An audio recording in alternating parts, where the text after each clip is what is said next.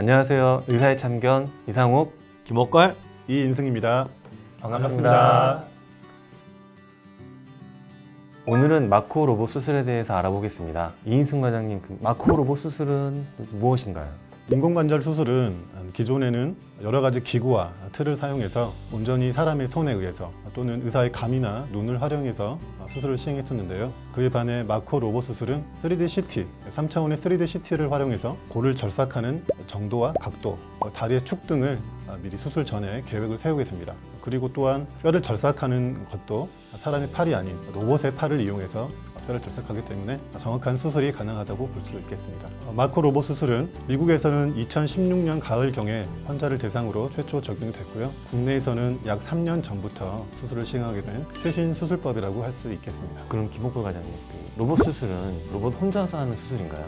네, 그렇지는 않습니다. 이인승 과장님께서 설명해 줬듯이 로봇 수술은 3D CT 데이터를 먼저 입력을 하게 되면은 그 환자의 뼈의 절삭 정도, 그다음에 사이즈 이런 것들은 다 의사가 결정을 하게 됩니다. 그러면은 그 결정한 데이터를 이용하여 로봇팔을 이용하여 이제 절삭을 하게 되는 거죠. 하지만은 무릎의 피부를 절개하고 관절을 노출시키고 그 인공관절을 시멘트를 이용하여 고정하는 것, 그리고 피부 닿는 것들은 다 사람 손을 거칠 수밖에 없습니다. 그래서 저는 보통 환자들에게 설명할 때 과자 공장에 그 과자를 굽는 과정으로 설명하는데요. 과자를 맛있게 하기 위해서 설탕이나 밀가루 이런 배합들은 사람이 직접 결정을 해야 되고, 그 과자를 굽는 것은 바로 기계가 하는 겁니다. 하지만 그 구운 과자를 이쁘게 포장하고 소비자에게 전달하는 이런 과정들은 사람이 직접을 해야 되는 것이죠.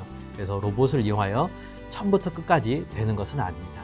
구독! 네, 그럼 기존 인공관절 수술과 로봇 인공관절 수술 차이점에 대해서 각각 말씀 부탁드리겠습니다. 기존의 인공관절 수술은 무릎 앞쪽을 칼로 절개를 먼저 하게 됩니다. 이후에 닳아진 연골과 뼈를 절삭을 하게 되는데, 인공관절이 들어갈 수 있게끔 만들어진 틀에 맞춰서 뼈를 절삭을 하게 됩니다. 이후에 인공관절을 맞춰서 넣게 되고, 그 다음 인공관절 사이에 폴리에틸렌이라고 하는 인공 연골을 끼워 넣게 됩니다.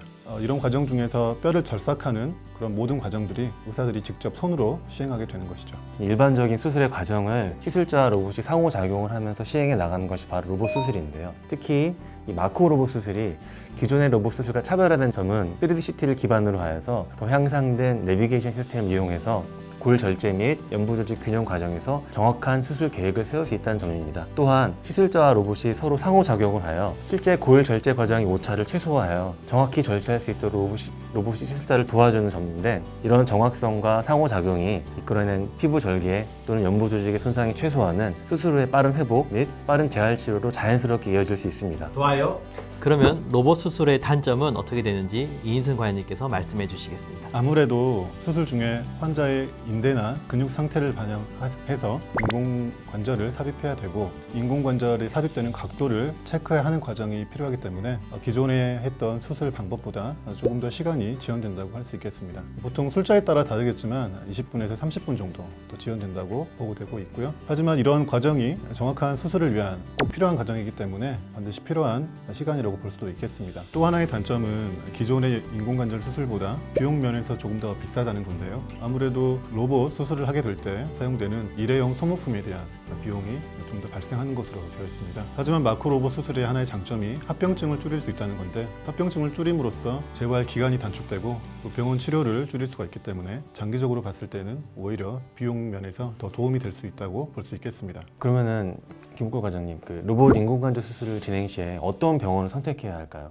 요새 길 가다가 보면은 이런 마코를 이용한 로봇 수술이 상당히 많은 광고를 하고 있습니다. 근데 크게 두 가지 종류의 병원이 있는데요. 첫 번째는 기존의 인공관절을 많이 시행하던 병원이 마코를 도입하여 로봇 인공관절 수술을 시행하는 병원이 있고, 또는 새로 병원을 차리면서 마코를 도입을 해서 홍보를 하는 병원이 많습니다. 그 두 병원의 차이는 바로 인공관절 수술을 할 때 경험자가 있는지 없는지 차이인데요. 앞에서 말씀드렸듯이 3CT를 이용하여 그 계획을 세우게 되는데, 이런 것들은 다 의사의 몫입니다. 로봇이 전혀 해주지 않습니다. 그렇기 때문에 경험이 상당히 중요합니다. 그래서 경험이 많은 병원에서 시행하는 게 좋을 것 같고요. 인공관절을 시행할 때 기존의 방법을 사용하든 로봇 인공관절을 사용하든 재활의 중요성은 간과할 수가 없습니다. 그래서 이런 재활 시스템이 다양하게 있고 그다음에 체계적으로 갖춰져 있는 병원에서 시행을 해야 그 결과도 더욱더 만족스럽게 할 수 있습니다. 알림 설정도 네, 지금까지 로봇 인공관절 수술에 대해서 알아봤고요. 그러면 이 로봇 인공관절 수술을 고민하는 환자 또는 보호자들에게 각 과장님들이 한마디씩 하도록 하겠습니다. 보통 퇴행성 관절염은 많은 환자분들이 오랫동안 많이 고통스러워하고 생활에 불편감을 가지고 있습니다. 그래서 삶의 질이 많이 떨어져 있게 되고요. 그런 경우 인공관절을 선택하게 되는데 보통 인공관절이라고 하면 평생 한 번 한다고 생각하고 있습니다. 하지만 불가피하게 재수술을 하게 되는 경우도 있죠. 그래서 수술을 좀 더 정확히 해서 인공관절의 수명을 극대화시키고 최대한 오래 쓸 수 있도록 하는 것이 중요한데요. 그래서 수술을 정확하게 할 수 있고 또 통증을 줄일 수 있고 합병증을 좀 더 줄일 수 있는 마코 로봇 수술 인공관절을 저는 적극 추천드리고 싶습니다. 물론 잘 숙련되고 경험 많은 집도 위의 손은 로봇과 같이 정확하고 좋은 결과를 이끌어낼 수 있는데 집도 위의 손에 첨단 과학이 더해진다면 훨씬 더 정확하고 일관되게 좋은 결과를 환자분께 드릴 수 있을 것이 생각됩니다. 앞으로 점점 더 발전하게 될 로봇 인공관절 수술의 혜택을 보다 많은 환자분들께서 받을 수 있으면 좋겠습니다. 수술이 필요한 환자들이 가장 고민하는 게 내가 하다가 잘못되면 어떻게 할까 이런 걱정들을 많이 하신데요. 그런 오차를 줄여줄 수 있는 게 바로 로봇 인공관절 수술입니다. 그래서 그런 환자들 같은 경우에는 크게 두려움 없이 시행할 수가 있고요. 앞에서도 말씀드렸지만은 수술은 직접 집도의가 하게 되어 있습니다. 그래서 경험 많은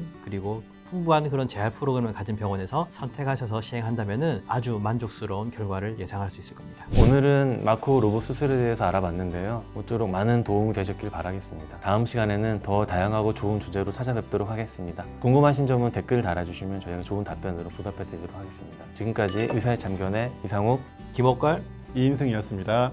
감사합니다.